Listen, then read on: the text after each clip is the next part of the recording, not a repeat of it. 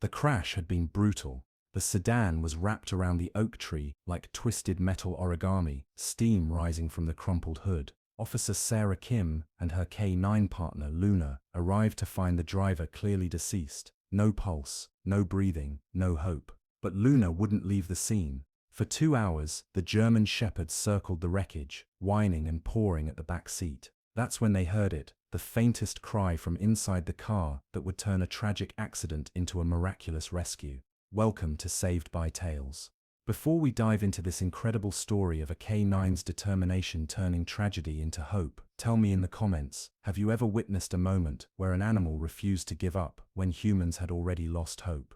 And if you believe these amazing rescue stories deserve to be told, hit that subscribe button and join our community celebrating the four-legged heroes who hear what we can't and never stop fighting for life.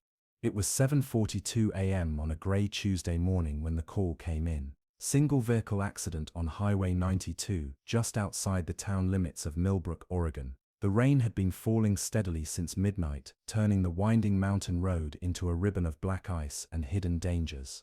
Officer Sarah Kim was finishing her morning patrol when dispatch crackled through her radio. Unit 14, we have a 1054 on Highway 92, mile marker 15. Possible fatality. Please respond. Sarah activated her lights and sirens, with Luna, her 4-year-old German Shepherd partner, alert in the passenger seat. They'd been working together for 3 years, and Luna had proven herself invaluable in search and rescue operations. The dog had found missing hikers, located evidence in criminal cases, and once tracked a kidnapper through 5 miles of dense forest. As they approached mile marker 15, Sarah could see the scene ahead. A dark blue sedan had left the road and collided with a massive oak tree. The impact had been severe. The front end was completely crushed, the windshield shattered, and steam rose from the crumpled engine compartment. Sarah parked safely off the road and called for backup, an ambulance, and the fire department. Luna remained in the patrol car as Sarah approached the wreckage to assess the situation. The driver was a woman in her mid-30s, unconscious and unresponsive.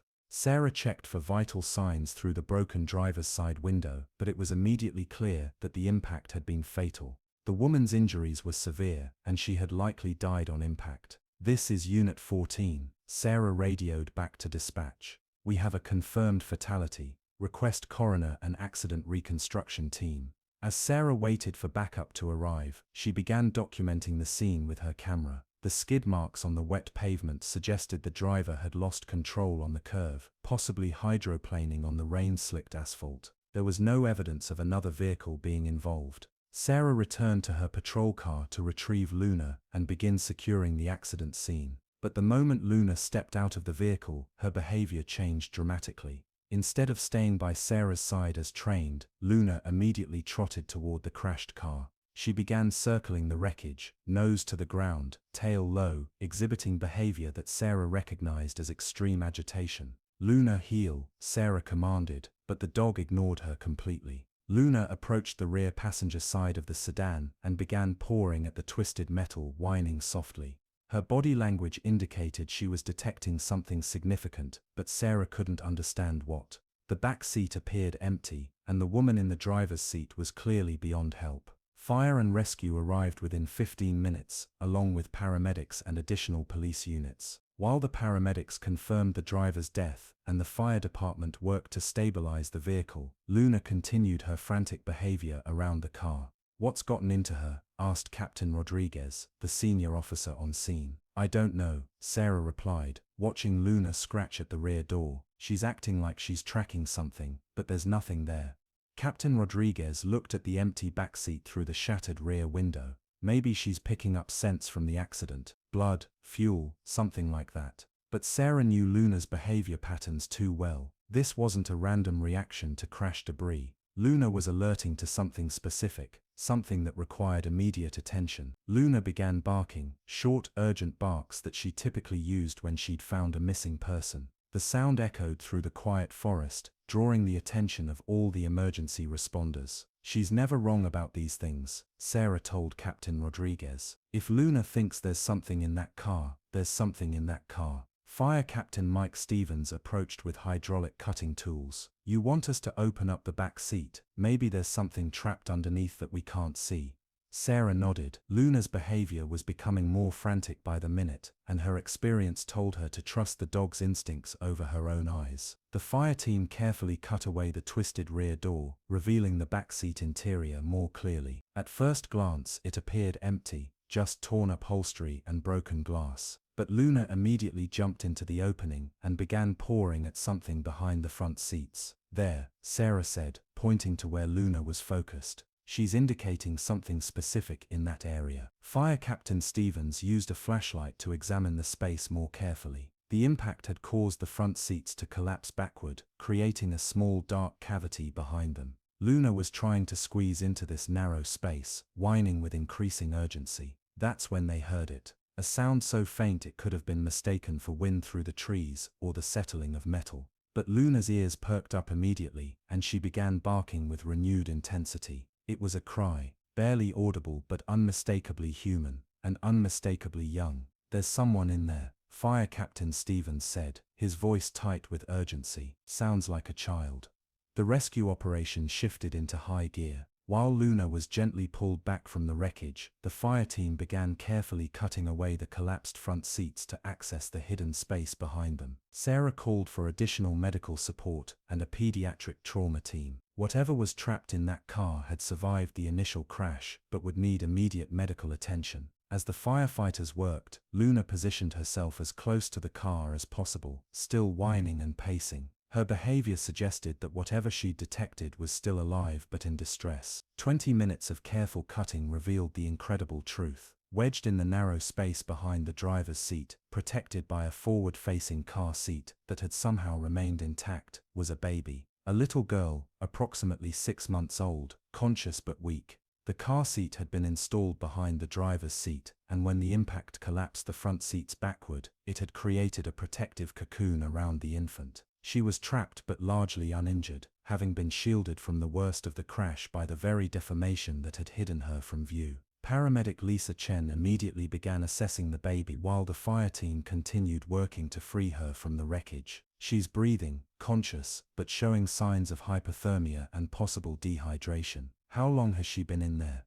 Captain Rodriguez checked his notes. "The accident was reported at 7:30 a.m. but we don't know when it actually occurred. Could have been hours ago." The baby was carefully extracted from the car seat and rushed to the waiting ambulance. She was alert enough to cry, a sound that brought tears to the eyes of every first responder on scene. Luna watched the entire rescue operation with intense focus, her tail wagging for the first time since arriving at the scene. As the ambulance prepared to leave for the hospital, Luna approached the vehicle and sat quietly beside it, as if saying goodbye to the life she had helped save. "That dog just performed a miracle," Paramedic Chen said to Sarah. "Without her persistence, we never would have found that baby. She could have been trapped in there for hours more." The accident reconstruction revealed that the crash had occurred sometime between 2 o'clock and 3 a.m. The driver, identified as Jennifer Martinez, had been driving home from her night shift at a local hospital where she worked as a nurse. The baby, her daughter Emma, had been in the back seat, likely sleeping when the accident occurred.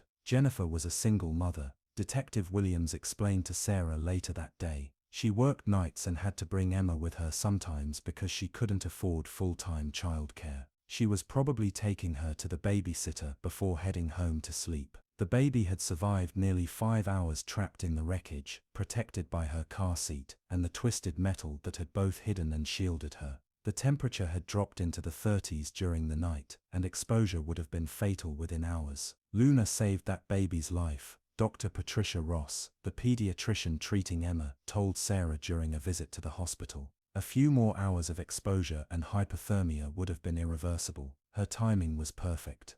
Dr. Amanda Foster, a veterinary behaviorist, was brought in to study how Luna had detected the baby when human responders had missed her completely. The case fascinated the scientific community because of the challenges involved. Luna had to detect human life signs through layers of twisted metal, ambient crash debris, and competing scents. Dr. Foster explained. But more remarkably, she had to distinguish between the deceased driver and the living infant, 2 human scents in the same confined space. "How is that possible?" Sarah asked. "Dogs can detect the difference between life and death at a molecular level," Dr. Foster replied. Living humans emit different chemical signatures than deceased ones. Luna was responding to the baby's breathing, her heartbeat, possibly even her stress hormones. The case contributed to new research on canine detection capabilities and led to updated training protocols for canine units responding to accident scenes. Emma Martinez was placed in the care of her maternal grandmother, Rosa Martinez, who had been frantically searching for her daughter and granddaughter since they failed to return home.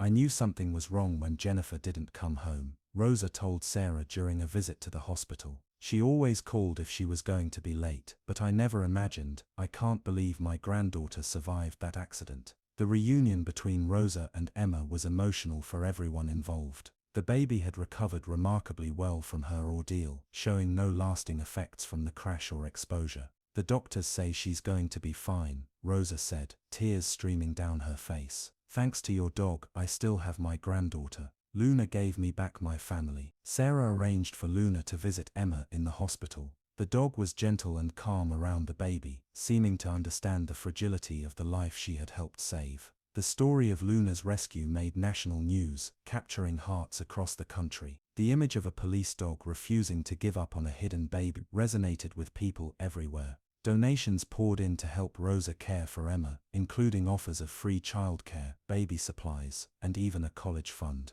The community rallied around the family, turning tragedy into hope. "Luna became a symbol of never giving up," said Mayor Patricia Johnson at a town ceremony honoring the dog. "She reminded us that sometimes hope exists in the darkest moments, and that persistence can lead to miracles." Luna received numerous awards, including the American Humane Hero Dog Award, and recognition from search and rescue organizations nationwide. Luna's case revolutionized canine training for accident response. Her ability to detect life in situations where humans saw only death led to new protocols for thoroughly searching crash scenes. "Luna taught us that our initial assessment of an accident scene might not tell the whole story," explained K9 training supervisor Captain James Morrison. "Now we train our dogs to methodically check every part of a crashed vehicle, even areas that appear empty or inaccessible." The techniques developed from studying Luna's response were shared with emergency response teams across the country, improving survival rates in vehicle accidents nationwide.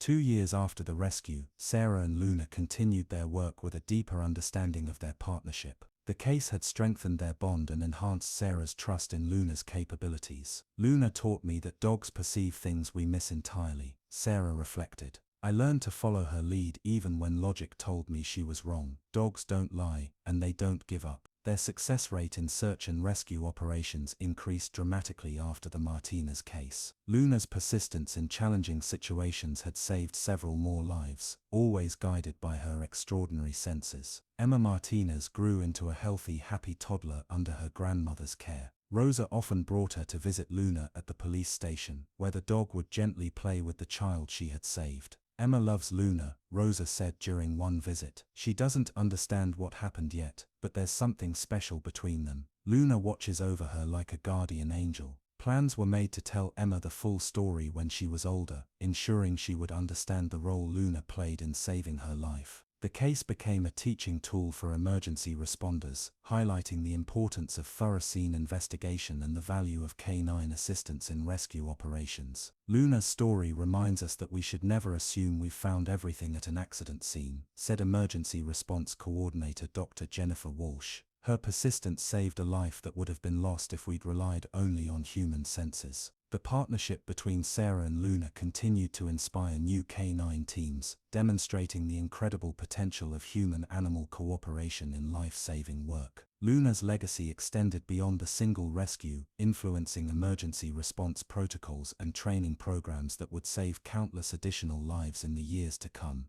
"I still think about that cold Tuesday morning when a routine accident call became a race against time to save a life that no one knew existed. If Sarah had forced Luna to leave the scene, if she'd dismissed the dog's persistent behavior as stress or confusion, baby Emma Martinez would have died alone in that twisted wreckage, just hours away from rescue." Luna's story teaches us something profound about the nature of hope and persistence. Where humans saw tragedy and finality, she sensed possibility and life. Her refusal to accept that the scene was over, her determination to keep searching when everyone else had stopped, made the difference between loss and miracle. Now I want to hear from you. Have you ever had a moment when an animal's persistence led to an important discovery, when their refusal to give up guided you to something you would have missed? These partnerships between humans and animals create possibilities for rescue and hope that we're still learning to understand. Share your stories in the comments below, because at Saved by Tales, we believe that sometimes the most important voices are the ones that bark when everyone else has fallen silent. If Luna's incredible rescue story moved you, if it reminded you of the extraordinary capabilities of our four-legged partners, please share this video with someone who needs to hear it.